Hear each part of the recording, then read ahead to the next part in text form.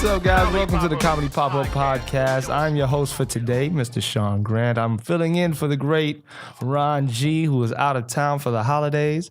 But we're here, and I got my man Paul with me. What's up, Paul? What up, man? How you doing? Engineering his ass off. I'm good, man. Everything all right? Yeah, chilling. Holidays excited for the show today? I'm very excited, man, because I have two amazing guests with me. I'm going to get right to it. This first person I'm going to introduce, she is just did her HBO debut on All Def Comedy, and she was a part of the comedy Get Down. Ladies and gentlemen, please, can you give me a round of applause, Paul, from Miss Daphnique Springs? Oh, you don't have the button. Oh, we have to do actual applause. I like how we have to do actual applause. Thank you. Because you did it like click the button down. I was ready. Oh, man, I had it timed out and everything. The free trial ran out. Oh, my goodness, man. Well, here we go. And then my second guest is an amazing comedian, somebody I've admired for a long time. He's the winner of season 3 of Last Comic Standing. He's a regular on NPR's Wait, Wait, Don't Tell Me. Ladies and gentlemen, Mr. Alonzo Bodden. What's up? What's up? Yeah. Guys, thank you so much for joining me in studio today. How you doing? How have your holidays been? Let me start with you, Daphne. How have your holidays been? It's been hectic. Yeah. Okay. Got hacked. Oh, yeah. They tried to get my Instagram page. Oh, but they got the Gmail? Got the Gmail. Dang. Did they get anything important? Or just They took my Gmail. Right. Well, that's important, of course. But, so important. Yeah. Did they get into other stuff through that? How'd that work? Did they get into your Instagram? That's what they tried Twitter? to. I was able to get it, recover everything that was through Yahoo. Perfect. Gmail is... pretty secure. No, it's the worst you can ever. I will never do another Gmail account in my life. Right. And that is to all viewers, stay away from Gmail. They are of no help to recover. Absolutely. Well, all right. Well, otherwise, pretty good, though. You're here. We're here. I'm alive. There we go. I like that. I had to get something positive. Right? What about you, so how's your holidays been? It was good. I spent just about all of it at the Laugh Factory. I did they do a Jewish Christmas Eve show. Mm-hmm. So which is packed, it sells out. So I did 3 shows Christmas Eve. Dang. And then Christmas Day they do the charity thing where they feed people and we do shows. So I was there on Christmas Day. So so that was it. But other than that, it's been lazy. It's good to be home. Yeah. Have a week of not having to go to an airport. Right. So so that was a really nice thing to do for your holidays. What's the nicest thing you've done for another person? I want to get that. My parents would say leave home. Yeah. They were very happy when I did that. Yeah. No, I don't know. The nicest thing I did this year, I don't like talking about charity because I think it takes away from it because it's not about me. But I'll say the most fun and the best thing I had charity-wise, it's a charity called Shoes That Fit. And they give sneakers to kids in schools. And they'll like adopt a school and give sneakers to everybody there. So I've been working with them for a couple of years. And back in October, me and James Worthy went to this school and we actually gave the sneakers to the kids, and watching some of these kids' faces light up when they get new sneakers that was big. Wow. That was touching. And so it's a very cool thing. Like I'm a semi sneakerhead. I buy a lot of sneakers. So a couple of years ago when I found out about them, whenever I buy a pair, I donate a pair. Yeah. So man, that's the ones I buy are more expensive than the ones I was gonna say they giving out J's. Kids are grateful to get whatever they can get. Man, that's a beautiful charity. How about you, Daphne? What's the nicest thing you've done for anybody around the holidays or just period? Decided I was gonna let them keep the money that they owed me. Oh, okay. I did that with my auntie. I said, you know what? Keep it. It's the holidays. Yeah, you know what? You do more for yourself. Else. Yeah, you know what I'm saying? Exactly. Tell your kids it was Merry Christmas from me, right? And that it came from me. That's all I ask. She just bought her way out your giving circle. Yeah. Dang, that's how it goes, auntie. Sorry about that. All right. So let me ask you guys, what was your first gig? I know we've been doing comedy a little while in this room. I've been doing it over 10. Daphne, how long you like? About 5, 6, 10, something. Ooh, give me my 6. My 6. Yeah, I know you. Yeah, I know you've been in it. I know. But yeah, okay. We both from Florida. That's right. Give me my 6. From West Palm. Where was your first gig? My first gig, no, it was here because I started here. You started in LA? Yeah. Okay. I had finished up college in Florida, decided I was going to move to LA. My grandmother lived here, so I had a place to stay. So that was amazing.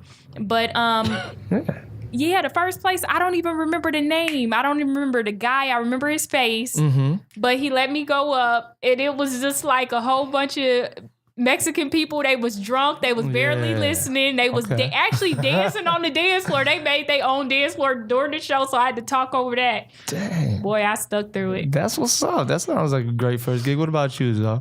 25 years. And my first show was in Encino at a place called the LA Cabaret. We were just talking about it last week when I was at the factory. It's not there anymore. Was it set up for comedy?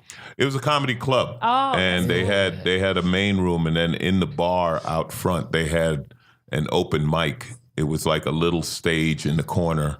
And I went up, and after my second joke, my mind went blank. I completely, I just said, all right, I'm done. Yeah. And that was it. But it was fun. And the funny thing about their open mic was if the bartender didn't like you, he would throw ice in the blender and just turn it on. Dang. That was like, shut up. So. Did you get the ice turned on you? No. That was a fun club for a while it lasted. Yeah. So, so that, and I started in LA. I tell everyone I started in LA because I didn't know I wasn't supposed to. Right. I've heard this is like the hardest place to start because, I mean, people are watching you pretty early on. I don't think so. No, I don't think so. I don't think it's any more difficult than New York. Well, New York, you have more opportunities. There's more stages. So in that sense, LA's a little harder. But, again, when you're starting out, if you're lucky, you don't know any better. And the thing is, if you start out somewhere else, like if you're the funniest person in Iowa or Kansas, when you come to LA, you're starting over. Right. So you're always starting in LA, right? Unless unless you come in here as a big name like a Jeff Foxworthy who came from wherever he was down south, but he was already a star, Right. Otherwise, that's what comics always complain about, that they come to LA and they can't get stage time because there's only 3 major clubs and it's tough to get in. I've never been passed by the Comedy Store. To this day, I am not approved by the store. Dang, that's insane, man. That's really insane. maybe at 30 years I'll be good enough. Man, but I know you worked at Lockheed Martin before you got into. Yeah, I was in aerospace. So what happened was I was training new aircraft workers, and that was at McDonnell Douglas. And I was making them laugh, telling them stories about when I worked and all that. And I just decided I wanted to try comedy. So the girl who I was dating at the time gave me this ad for a comedy class because I didn't know how comics wrote material. You know what I mean? Like I knew how to make aircraft funny because I worked with it. Right. So I took this class. It was like 6 weeks and we wrote 5 minutes, and then you had to go up and do your 5.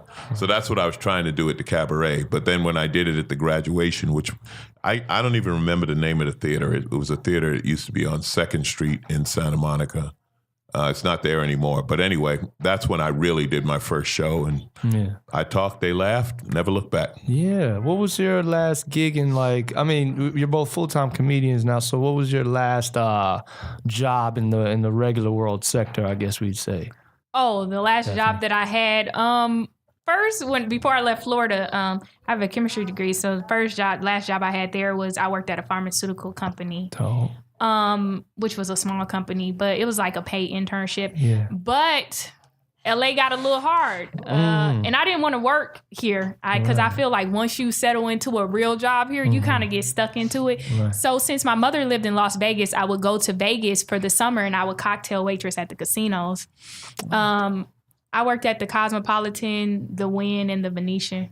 Oh, dope. Did any of that bleed into your comedy early on, or did you guys learn anything from your regular jobs or take characters from your regular jobs that you brought into your stand-up, anything like that? I think you definitely can take characters, especially when you start to write. Not particularly in my stand-up, but more so in my scripts and stuff like that. Yeah. Anything like from the... Well, my day job, I left aerospace right when I started comedy, and then I got a job working for the show Power Rangers, for the kids show. Right. I was a driver for the first 4 years of the show until I went full-time. So what it taught me, I learned everything about production because I worked on a show. Yeah. So not knowing, I tell people when you watch a movie or TV show and you see all the credits, right? And you always the hell is a gaffer? What's a best boy? What's a this? What's a that? So I learned all of that by being on the crew. And then I got, they hired me to do voices while I was there. So, the sound guy heard me talk and he liked my voice. So I ended up doing Monsters. For the kids show. So it was actually cool. It was the perfect day job to do comedy because they liked my comedy, so they supported my career. They were like, hey, when you got to go. Your job will always be here when you come back. Right. And so I did that right up until I went full time. Man, that is super dope. Like my job, they ain't hire me back at Publix. Like they told me, Publix is in Florida, but they got some good sandwiches. They got the best sandwiches and the cake, because they use real egg yolk. I don't know, but like a lot of places don't. But yeah, they were real mad when I left. So sorry, Publix. But guys, what moment? Let me ask you guys this: what moment made you officially feel like you belonged at the table, like a comedian? You know what I mean? Like for me, it was probably when Ralphie May told me he really thought I was funny. I opened for him at the Comedy Zone in Tallahassee, and he was like, yeah, man, you should do NACA. Like it was just the easiest thing in the world to do. And I was like, oh, thanks, man. It was hard, but like that made me. So what was your moment, Daphnique? I know you've opened for Martin Lawrence, you've met a lot of great comedians, but what moment, if there was one that you could like single out, made you feel like I belong here, I'm a comedian, this is it?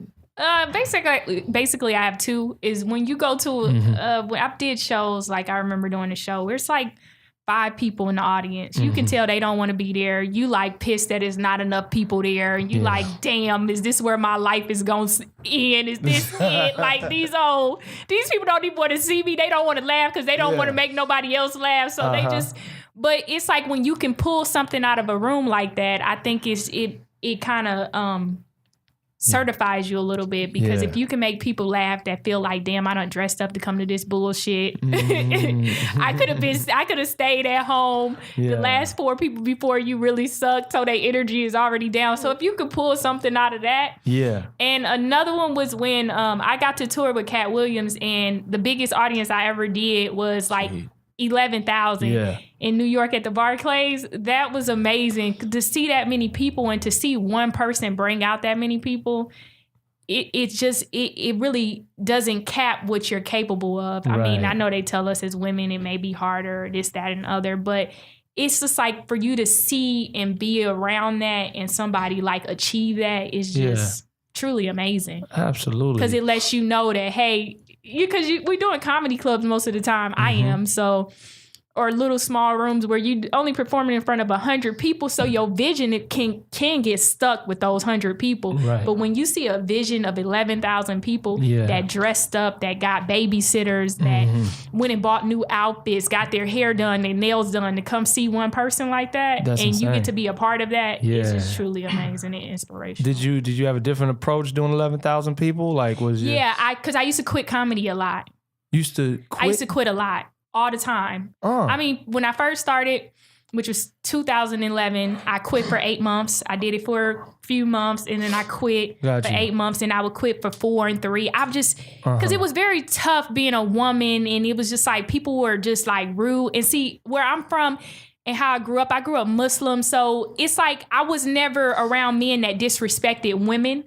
And sometimes people think they can say and do whatever they want to you, and I used to come back at people, and then people said I had a bad attitude, but it's like I don't have a bad attitude, but it should be some level of respect there, you know what I mean? Like don't touch me, don't whatever, you know? Right. And so I would quit because you try to get on rooms, people talking about other shit that don't got nothing to do with stage time. So then you back to that. So I used to just be like, man, I don't need this. But once I got on tour with Cat Williams and I saw that, and I performed on those stages with thousands, because he did all arenas. I said I'll never quit again. And then that's just what happened. And I went on to like, once I said I would never quit again is when I really started to see a big change. Dang, that's dope. What was the moment for you that made you feel like I belong, like I'm here? Like, my moment was easy, and it was a great moment. So I did New Faces in Montreal in '97, and there's always people. Back then was when New Faces was a big deal. Oh yeah, getting it was a big deal, and. Do you remember who else was on the showcase with you? They're irrelevant. Go ahead. No, I'm sorry. Yeah, you're right. KP Anderson did it with me. Willie Barcena. Oh yeah. I don't remember anybody else on it. I still have the program at home.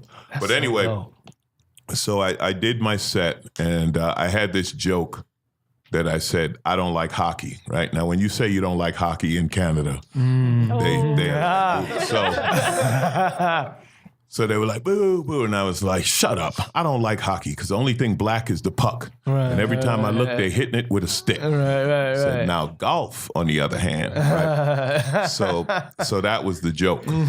So we finished our set. My manager came running down the stairs and he said, when you told the audience at New Faces in Montreal to shut up, every industry person upstairs looked at the stage and said, who is that? He said, you are about to make a ton of fucking money. And the key word is ton of fucking. And we were in meetings the next morning. I had a deal 2 days later. Like it was like, it changed just like that. But the cool thing about it was Dom Herrera was the host. Barry Katz was in the audience. Titus was there. And these were comics that I knew and managers that I respected. And when I walked off, I was now a comic. I was no longer a rookie or I had worked the door at the Laugh Factory and so it was none of that.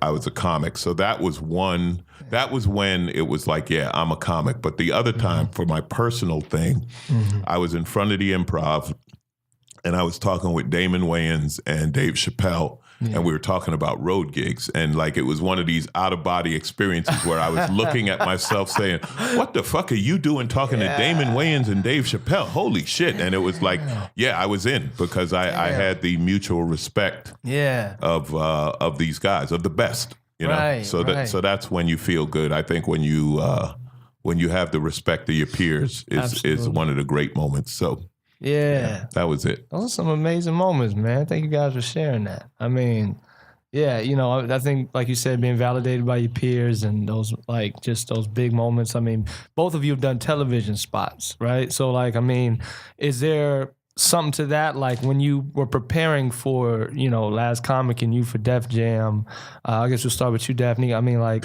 was there a way that you practiced that set? Did you practice the same set? Obviously, you had to know exactly what you were going to do. Did you have to send that to HBO first?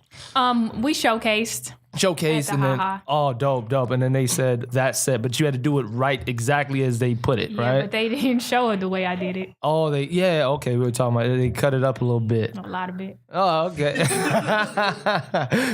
I thought it was great. I thought it was a wonderful set. It was great too. It was an amazing opportunity. I would do it all over again. But it was my first experience with that. Right, and that's incredible. What was your air date again? It was was it last week? December 15th. December 15th. Yeah, and like so what was your first television? Was it Leno? No. It was why am I blanking on the name? On Comic View. I did Comic View with DL. Oh, sick. And then I did it the following year with Cedric. That was in 93 and 94. See, I got a shot really early with that because I had met Tommy Davidson just like you with Cat, and I had opened for Tommy. So people saw me opening for Tommy, and these things came up. So doing that, but back then, Comic View was so low budget. Right. And so ghetto that it was. We did it at the Normandy casino, right? Yeah. And you do your spot, and then they'd hand you a check for $150 at the end of your spot. Like that was it. It was like, wait, is this television? Is this how TV works?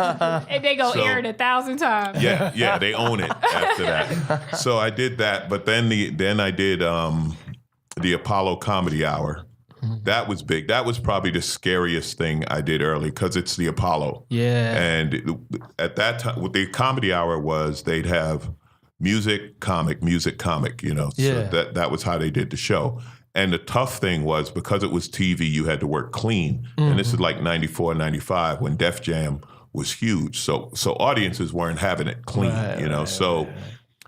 like you said, you got to get ready for TV. So I'd gone to New York. I hadn't worked in New York. The New York comics were really cool. They took me all around. It was guys like Talent and Will Sylvans and these guys. They took me all around New York. They had me doing spots. And I went to this one place. It was called Manhattan Proper. I grew up in New York. I grew up in Queens, St. Albans. It was in my neighborhood. Yeah. They didn't just boo me off the stage. They booed me out of the club onto the sidewalk. Yeah. Like it was my brother to this day loves that story. Like that's his favorite thing that ever happened. So when I went to the Apollo, the way, I don't know if you've ever been there. Oh, I got booed there. Yeah. Okay, so you know. So know exactly what you're you're talking about. downstairs in like the Oh, basement. yeah, you can hear. And they would just come downstairs and be like, "You're next." Like, Yeah. you don't know who's next. Right?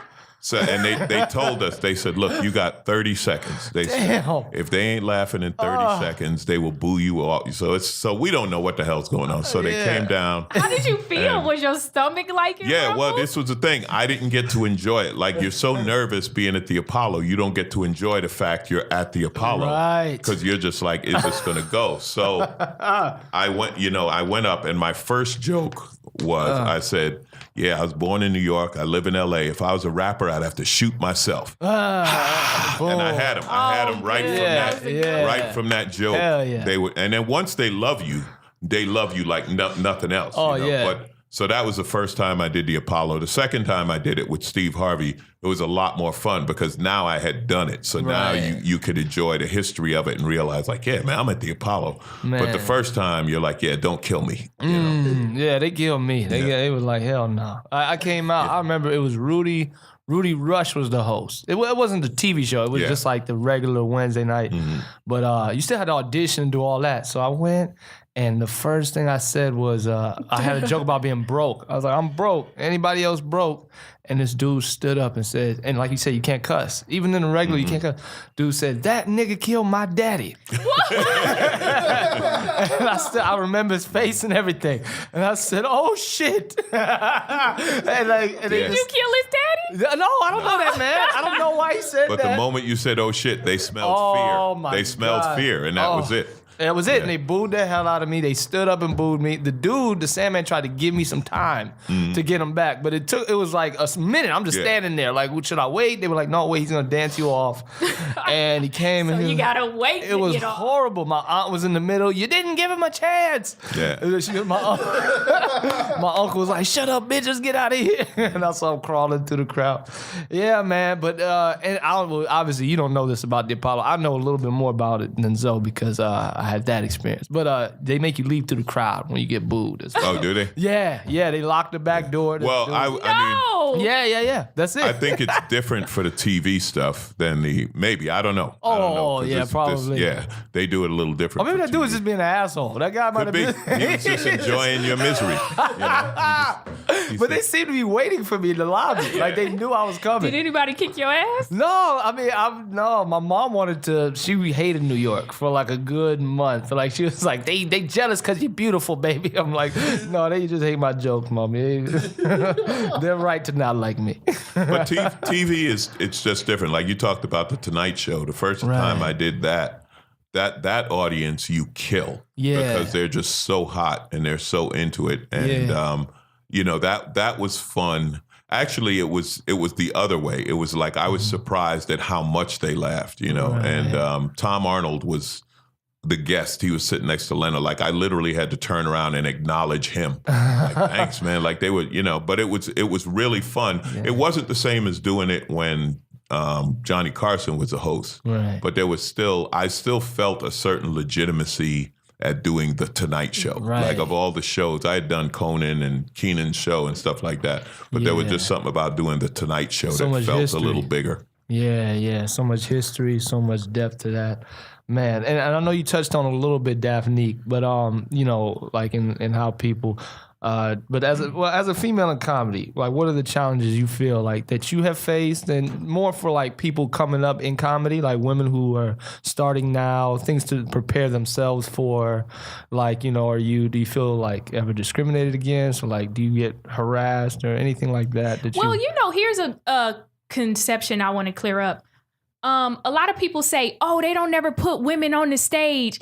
But you got to think about it is that you always have to think in numbers and ratio. The amount of women doing comedy compared to the amount of men doing comedy, if it's one or two of us on stage, that's equivalent to everybody that's on stage and that's doing comedy. So if you put 5 women on the show with 10 and 5 guys and it's 10 people, that's not equivalent to how many women are doing comedy. Because I can only name maybe 10 girls, but I can name maybe 50 guys, What about your upbringing made you feel like, as you know what I mean? Like that you should be a comedian, you know what I mean? Like was there something? just said I wanted. One day I just told my family, I said, I want to move to LA and just try to get into the entertainment industry. And I didn't know exactly what I wanted to do. I just knew that I wanted to move out here. And being that I had my grandmother here, it was just like, to go opportunity. I saved up $10,000 and I came out here and I just immediately joined those unions because I used to cocktail waitress at one of the casinos in South Florida, Coconut Creek Casino. Yeah, absolutely. Used to work the poker room, serving in the little slots and stuff. But you make good money in there. Absolutely. Yeah. So I saved up all my little money and I came out here and I immediately flipped that money back into the unions. I joined SAG and AFTRA because they were separate back then. And then I was able to work that for a while. But I say, just stay out here, just stay hustling and grinding, because for every opportunity, not everybody gonna like you or your comedy style, but it's so many spots to go to, alternative spots, main clubs, to where, you can get in. Like I just got in at the Improv now. Yeah. And congrats. So, but that took years, and I used to go up there and constantly get rejected. Right. So please let me get on this show, try to go through all this stuff. But me doing Comedy Juice a lot and stuff like that got me in. I just think it's just about not giving up and just not accepting no, because you're going to hear no everywhere you go. Absolutely. So you just can't let that beat you in the head. Yeah. And with you, Zoe, what I like about both of you, but I'm going to start with you, Zoe, as we're all Black comedians in here, but you're somebody I've never, and both of you're not, how do I put it? You're not put in one little bubble. You know what I mean? You're right. You're I've always done mainstream comedy. Yeah. What is it? Your approach to it? Is it how? Was it a plan or how? No, it wasn't a plan. It's just who I am. Right. It's just who I am. So when I started in the '90s, it was definitely tough. I got booed in a lot of Black rooms. Because they just felt like I wasn't hard enough, or I wasn't ghetto, or this or that, and it was I'm not going to pretend to be something I'm not. I mean, I grew up in St. Albans, Queens, which was like Inglewood, like a working class Black neighborhood. I joke, we didn't know it was the hood until 50 Cent mentioned it in a song. And we were all like, oh shit, this is the hood? Wait a minute. We weren't aware of that. I had a lawn and a backyard. Really? Right. Is this the hood? So anyway, there were a couple of guys who really helped me. Two guys who helped me a lot with confidence, because so much of this is confidence. Because like Daphnique said, you hear no all the time. Right. And it was Speedy and Cedric the Entertainer. And they both told me, they said, yo, man, keep doing what you do. He said, don't worry about these niggas don't like you or whatever. He said, you working in Hollywood, they'd love to get to Hollywood. Keep doing what. And that, it meant a lot because of their status and who they were. It gave me a lot of confidence. Right. So, so I did what I do. You speak the truth on stage, and that's my truth. And what was funny, I got to where, I work Black crowds. I used to do a lot of Mexican shows. Used to do a lot of East LA stuff, with Rudy Moreno and Willie Barcena and all those guys. I knew Gabriel Iglesias when he started, when he was first coming on stage. We were like, yo, this fat kid is good. This kid got something.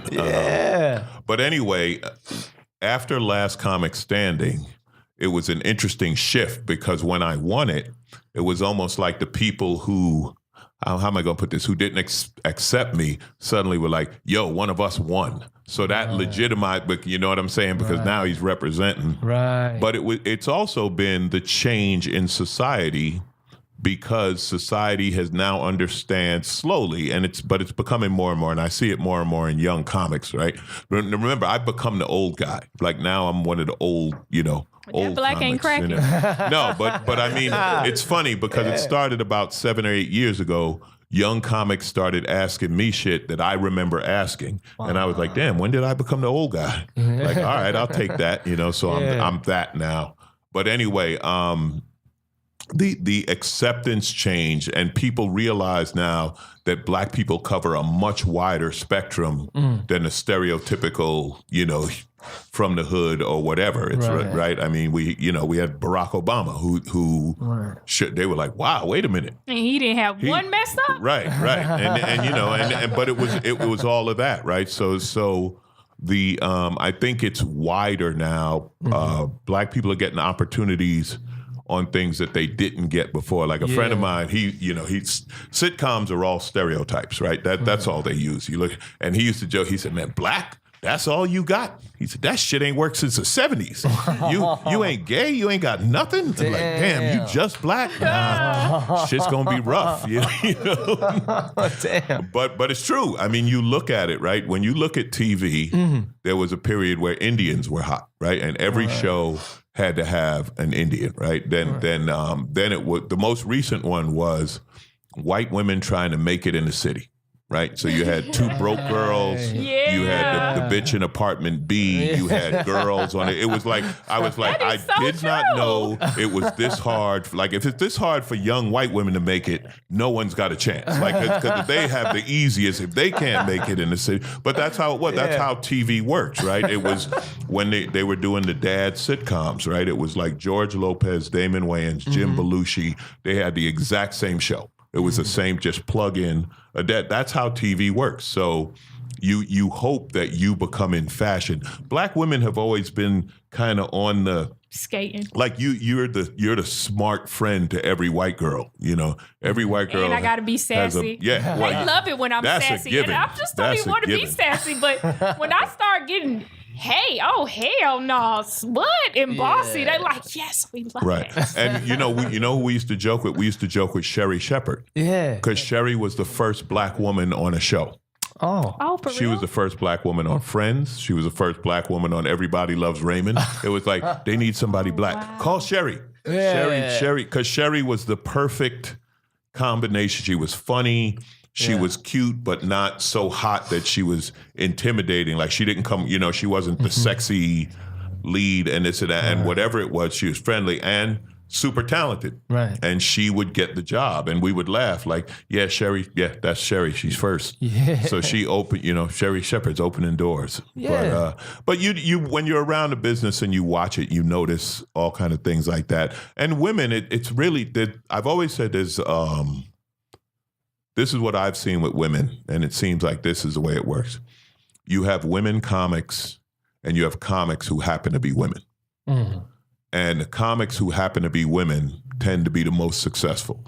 Wanda Sykes, Ellen, Kathleen Madigan, and and so you know what I mean. Like you don't think of them as a woman, you think of them as a comic, and you're like, yeah. So what? Because they talk about a wider range of issues. I think that's what it is. I think when you hear, it's like if you hear the same comics talking about the same things, right? So if you hear all women talking about men, men ain't shit, blah blah blah blah blah. You kind of tune it out. Because it becomes the same thing. If you hear black comics say, well, black people do this and white people do that, after the third joke, you're like, yeah, I've heard this before. You know what I mean? So you have to bring something to it. You have to bring something to it that is your personality, your voice, or something different. Mm-hmm. And that, and that's what sticks. Absolutely. Yeah. So. And it's funny you mentioned television. I feel like, there's Centric, there's BET, but it seems like when I grew up, there was more black programming on network television. Like every network had, like right now we have Blackish on ABC. Carmichael just ended his show, but the only black show on network. He ended his show. Oh, I thought he said. Oh, I don't think it was his decision. Right. Oh, actually, maybe I read the wrong press. I thought it could. I don't know. Yeah, but I feel like, do we have less Because I remember growing up with Mark Curry had a show, Martin had a show. Obviously, it was Living Color was on up until 96. I think that's exactly what Alonzo is saying. It's certain.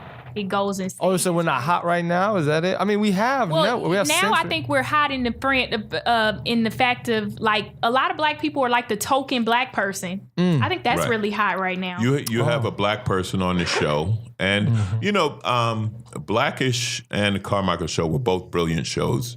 Gerard, who I love, and I loved his show, and you had star quality when you have him, Tiffany, and Lil Rel all were on that show, and now they're all moved. They're all doing Dag. Was already established. I'm talking about you had three people on that show who are now movie stars, movie star. I'm not even going to qualify it. They are legitimate movie stars. Yeah. So you had an incredible cast and a smart show. It didn't find an audience. It didn't for some reason.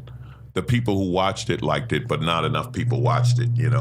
But it's. I think, and another thing was back then, you didn't have as many outlets. You didn't have all the cable stations and all this and all that, right? So so everything you watched was on network TV because network TV was what you had. Right. So that's what you saw. So you saw the shows because, I mean, if you looked at the grand scheme of things, if you looked at the number of shows on TV, there was like one show at a time, right? There, like Martin had his show and Hanging with Mr. Cooper. Oh, that was a good show. I don't know if they were on at the same time, but you know, like you were talking about with the number of women in comedy, right? So you look at the number of TV shows, and it's like, oh, there's 2 black shows. Like, wait a minute, there seems to be more than that. I mean, and it goes back. You could go all the way back. I'm going to go old school on you. Back when you had the variety shows in the 70s, before all of you were born. Flip Wilson. You had Flip Wilson, who owned his own show.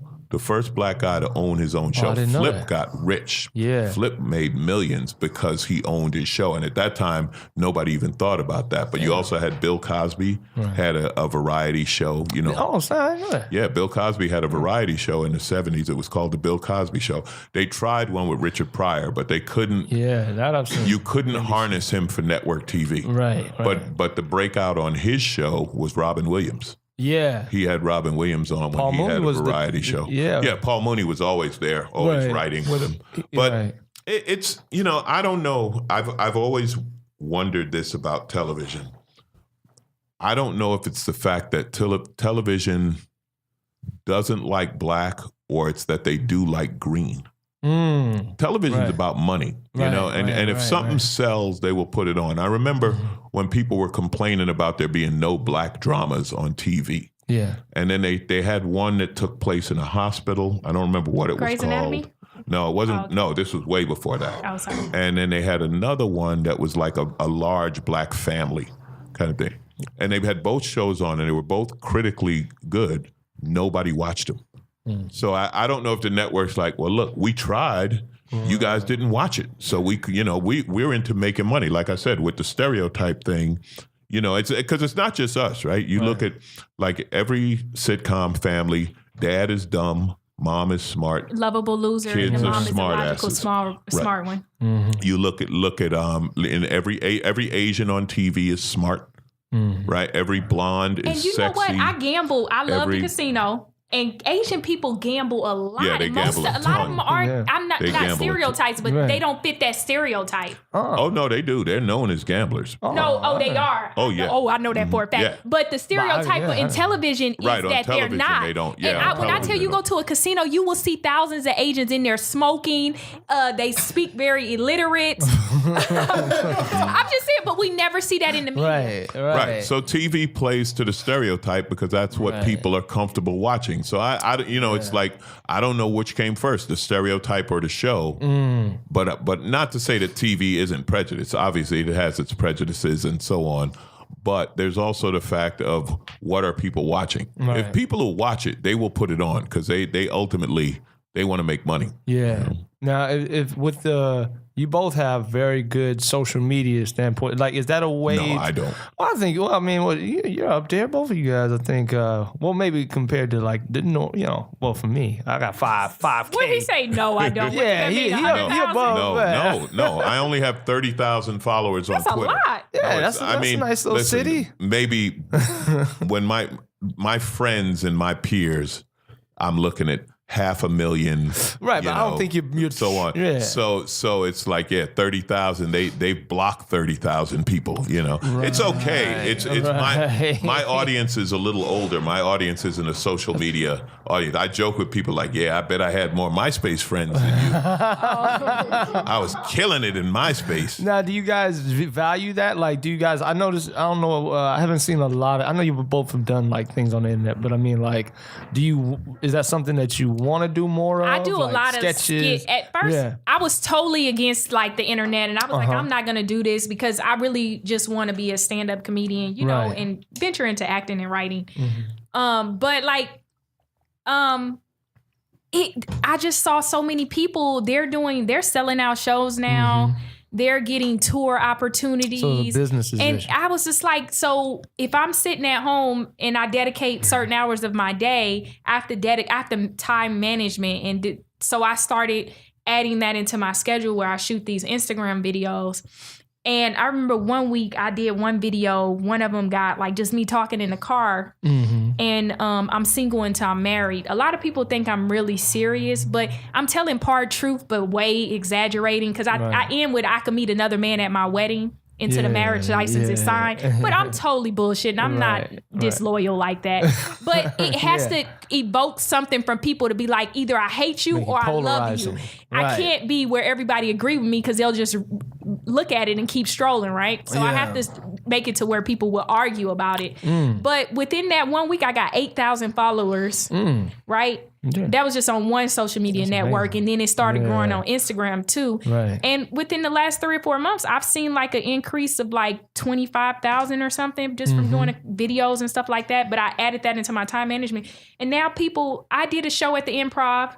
These people came all the way from Seattle. They flew in for a day and said they were leaving the next day. They just wanted to see me. Dang, and I was like, that's the power of the internet. I kept trying to escape it. But I told myself, like, don't leave anything undiscovered. But I don't want to be an internet comic. But I was like, I can't leave something on the table. Got you. Yeah, how do you feel about the internet? Well, it's the business now. Right. It's again, when I talk to young comics, I tell them, like, you have to do that. It is. Oh, so you agree? Oh, absolutely. It's how the business works now. That when they look at you, when a studio or somebody looks at you, the first thing they check is how many followers do you have. Thank you. Say that again for Keith Robertson in New York, who always calling me an internet comic. Yeah. No, I love Keith. Don't worry about Keith. Keith's having strokes and shit like that. Keith, that wasn't me. He knows me. I know Keith forever. I love Keith. But you have to do it. It's part of the business. What happens is the difference between comics and internet sensations is when you're live on stage, can you carry a crowd? Can you do a show? And what the clubs do now, they'll bring in the internet sensation, right, who has millions of followers, who sells it out, and then they put 2 strong comics on the show to make sure the whole show is funny. Gotcha. I used to deal with that when you used to have TV stars, right? It used to be TV star. They had a sitcom, but as a comic, they were like, they were like a 6. Right. So they put strong comics on the show so that because the people just go home thinking I laughed. They don't really think about who, and sometimes be like, wow, you were funnier than blank. I'm like, yeah, but blank has $12 million. Right. But it's just part of the business. And again, it's a numbers thing, right? If you put asses in seats, it ain't about being the funniest. It's about putting the most asses in seats. And you have to, it can be tough sometimes. It can be frustrating, like the social media thing, with all of us who did Last Comic Standing, right? Yeah. Those of us who did the early ones didn't have social media. So we didn't come off the show with the 100,000 followers from people who watched the show. Like when we did it, season 2 was like the highest rated season, and it peaked at like 12 million viewers, So if there had been Twitter at that time and 12 million people watch, how many followers would we have each left with? People would have been all over it. But it just was a different time. Right. And you're right. You have to work at it. And I don't work nearly hard enough at building my social media following. But I think that's amazing. But I feel like you're already established in the business too. In the business, a lot of us, we're trying to establish. So then I don't feel like you really need to. Well, no, to sell seats, you got to, and then there's also the question of how many seats does Twitter sell? For some people, it sells a lot. There are other people who have a ton of Twitter followers, but that don't get them to the shows, I learned too is that, how you can change that is just ranting to the thing, because people are really learning your personality and then they're buying in to see you. When you do a skit, if we all do, of us, 6 people in this room, so if we all do a skit together, it could be hilarious. We could get a lot of followers, but usually it's children that are following you that aren't going to pay to come see you. Right. So you want to get people that agree with you and feel your point of view, and then that's when I really started to changes, and people really and have a certain type of character to put out there. Yeah, because comics, we have so much to say, and all it just takes is 1 minute of just, man, can you believe this bullshit? Even bringing your stand up into it again and stuff like that, and people will pay to come see you. Like, oh, this guy, I agree with him. Right. This girl is, oh my God. Yeah. And then these people are selling out. Then that's how you get people like a couple of people on the internet now that's just selling out and they're just talking to the camera. But like you said, like I feel there are a lot of like younger people on online and investing in that. Like, do you notice, is there a low retention rate from comedy crowds to, because you'll tell them after the show, hey, follow me. But like, do those people, like a lot of them, are they the people that are on the internet constantly, or how does that?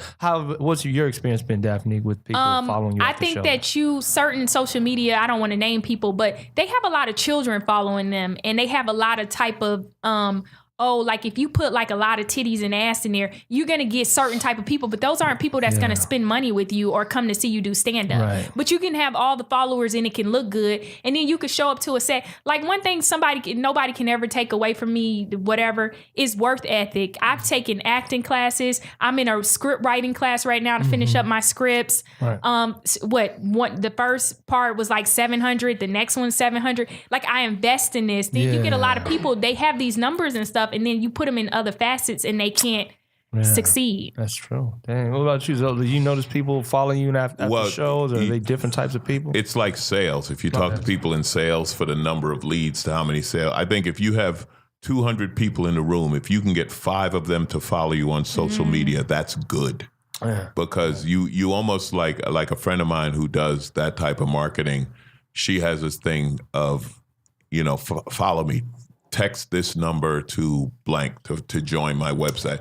And she'll have them like, no, pull out your phone, right? Like she gets on it and they laugh. She makes it funny, but if they do it, that's how you get them to follow. So I've given out cards. And again, I'm not good at it. Listen, I'm not a marketing guy. I'll give out cards at the end of the show and I'll do this or that. I mean, I joke about Gabe Iglesias, but besides being hilarious, Gabe was a marketing monster. Yeah. Gabe came up with ideas that other people had never thought of to market him, and it worked. And when you get that kind of heat going, Dane Cook was another guy who I worked with when he did it. So what happened with Dane, he was really big with the colleges, right? And this is when Facebook, you had to be in college to get on Facebook. Yeah, and blah, blah, blah. 05 when I joined, you had to have a .edu. Right. So what happened was they started talking, and like you said, it's a video thing. So they started talking about him, and then others are like, who's that? And now they got to look him up, and I always joke, like, because there's a lot of haters on Dane, and we've been friends a long time, and I'm cool with him. But like, Dane had a 10,000, I remember when he built it, he built an interactive website for $10,000. This was like when all we knew about the internet was porn. We were like, what? You did what? How can you do it? But it worked, but it's also, so it's being the right person at the right time. I mean, there's a lot of, you talk to as many famous people as you talk to, that's how many ways there are to get famous.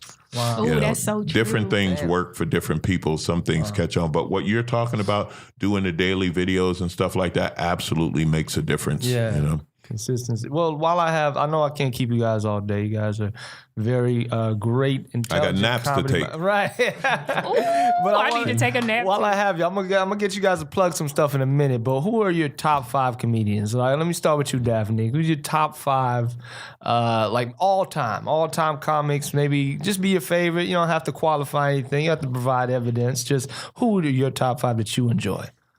Chris Rock. Dave Chappelle. That's right.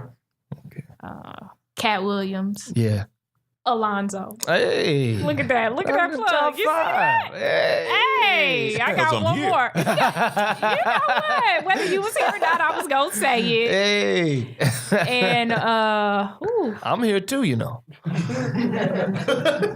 I get What was sick. your name again? What was your name again? If I get 100, you in there. Write that down.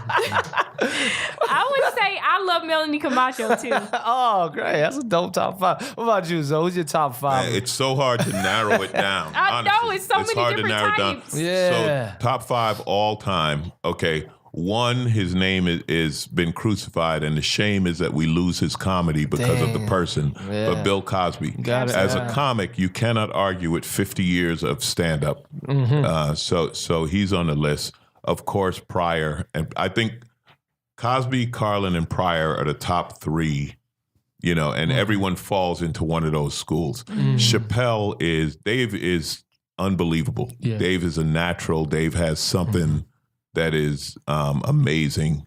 You know, Chris Rock, I love. George Wallace.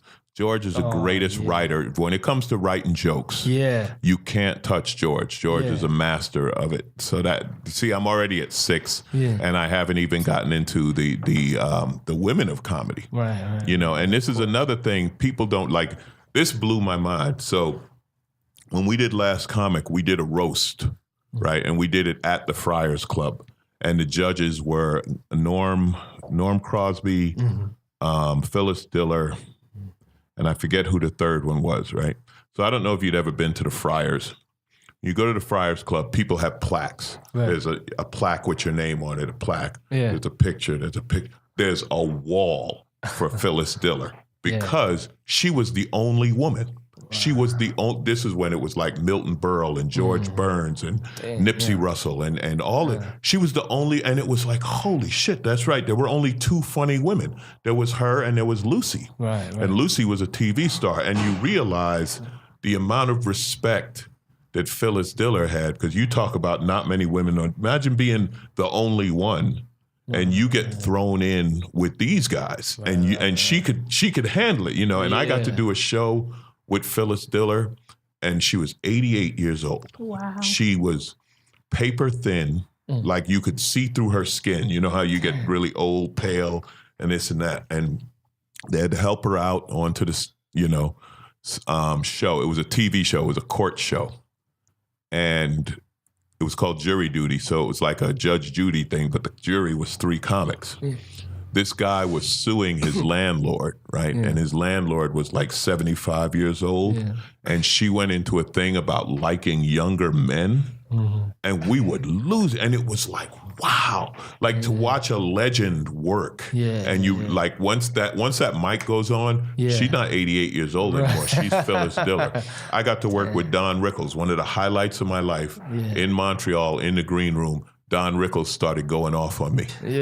It's like it brings tears to your eyes. Like I just got insulted by Don Rickles. He was like, this next guy, you can see him, probably at the jailhouse this Saturday.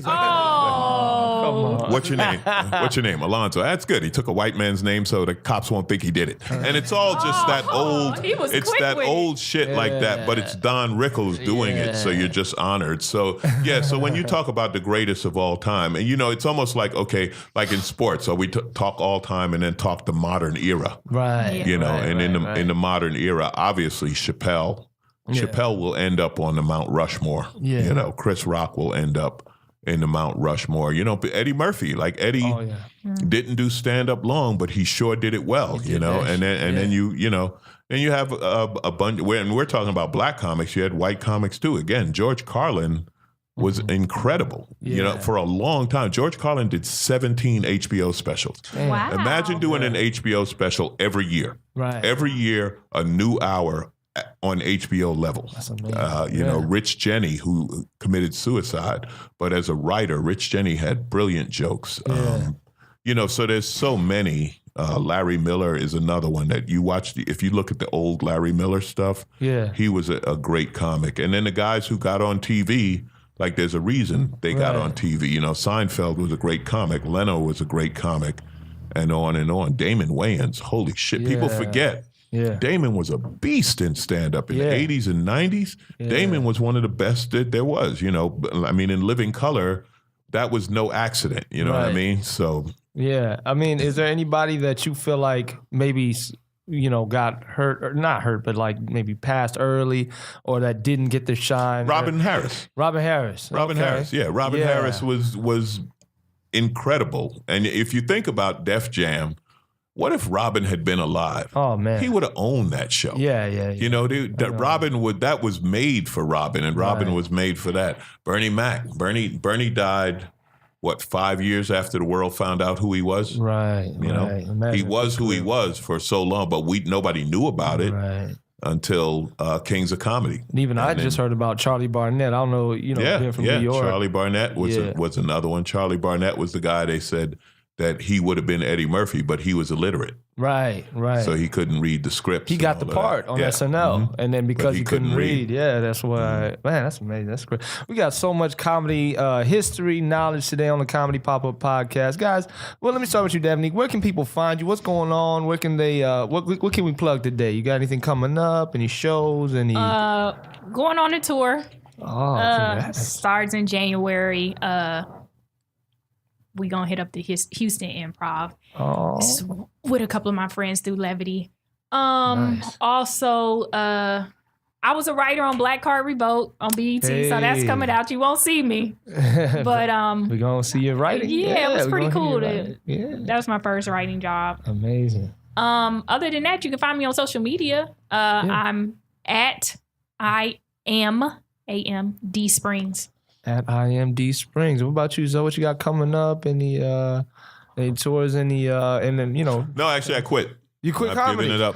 Well, And they'll never be doing. No, This has been an amazing It's show, over. guys. I mean, it's this over. is monumental. That's a wrap. I'm always working, so you can go to alonzobodden.com, Bodden, or like I said, just Google Comic Alonzo and you'll get me or Christella. So I'm the black guy. But I'm on Instagram at ZoFunny. I'm doing a show at the iPic Theater in Westwood for New Year's Eve. Then I'll be in Gotham's in New York the first weekend of January. Then I'm going to Bermuda. I always host the Bermuda Comedy Festival. Oh, wow. Every January. And then I do these jazz cruises, which I love. I work, over the past 10 years, I've been working more and more with jazz artists, and it's a really cool audience, and I like it. So I'll be doing a few of those. And and then I'm just always bouncing around the country. I'm always in February, I'm going to Vegas, Brad Garrett Comedy Club, and on and on. I'm always working. Absolutely. All right, AlonzoBodden.com. Yes. For all those days, guys, this has been the Comedy Pop-Up Podcast. I'm Sean Grant, filling in for Ron G. Is Ron G going to be back next week, Paul? I think so, right? Yes, he will be back. All right, fine. And I want you to know, fired, Paul, so. you did a great job on this podcast. You were instrumental to this happening. I just love bringing up conversation. Yeah, Right. you're good. You're good. Yeah, man, feeding me those great questions. I would have brought you in more, bro. No, We got no, some no. Comedic Nah, he's geniuses. a Steelers. here. He's a Steelers fan. He's upset. Right, Harrison's traitor. He's a traitor. The refs. No, we're gonna get the screwed you Patriots. guys. AFC Finals, we're getting the Patriots. Yeah, Oh, but they yeah. screwed you last time. That's true. Right? That was a touchdown. They can't do it twice in the same year, though. Patriots. They'll do it twice in the same year. That's true. That's true. Guys, I was about to sign off, Paul. Look at what you did. See, Now we bringing gotta up do a whole- conversation. I know we Bring gotta in do a whole Paul. other That's what hour. happened. You got to bring in Paul. Paul was sitting there. I didn't know Paul was working today. Yeah.